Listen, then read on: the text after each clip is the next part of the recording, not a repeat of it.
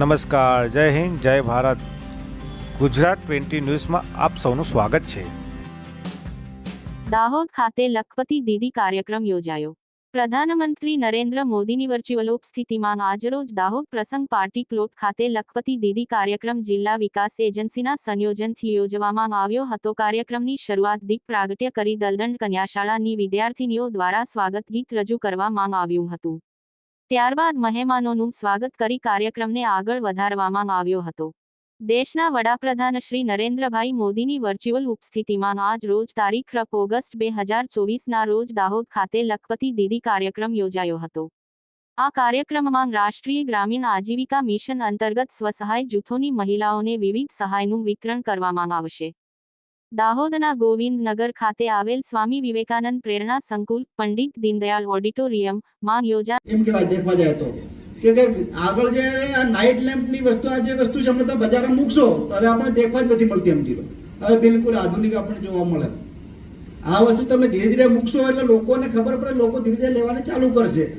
જેમ પૂછાવેલી વાત કે ભાઈ સરસ બજાર જે બને છે જ્યાં જ્યાં જાય છે મેળાઓ ત્યાં બધી વસ્તુનું વિતરણ થવાનું છે. અને લખપતિથી મોદી સાહેબે વાત કરી એમ કે હમણાં પટેલ સાહેબ વાત કરતા લખપતિથી લખપતિનું નામ કેવી રીતે પડે તો કે ધીરે ધીરે બહેનોની આવકમાં લાખ ઉપરની આવક થાય એટલે લખપતિ દીદી બને. અને મોદી સાહેબનો જે આશય છે ધીરે ધીરે દીદીઓને પણ કરોડપતિ દીદી બનાવવાની જે ઉષાબેને વાત કરી આપણને આર્થિક પ્રગતિ કરવાની હોય મતલબ કોઈ પણ જગ્યા ઉપર વ્યક્તિની જો સ્વતંત્રતા છે એ કઈ રીતે સાબિત થાય. જ્યારે કોઈ પણ નિર્ણય ઘરમાં લેવામાં આવે ને તો એમાં તમારી ભાગીદારી હોય તો તમે કહી શકો છો કે હું સક્ષમ થઈ ગઈ છે.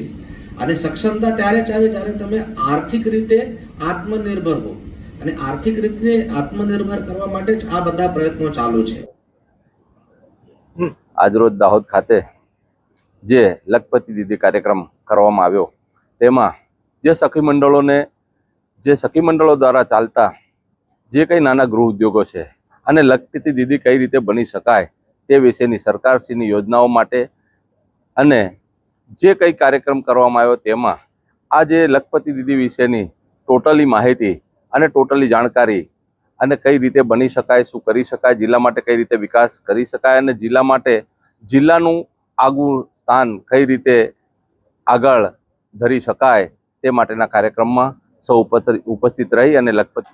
મારું નામ ભાભોર ઉષાબેન રમેશભાઈ છે. મારા મંડળનું નામ છે જય અંબે સખી મંડળ. મારા ગામનું નામ છે ભાટીવાડા.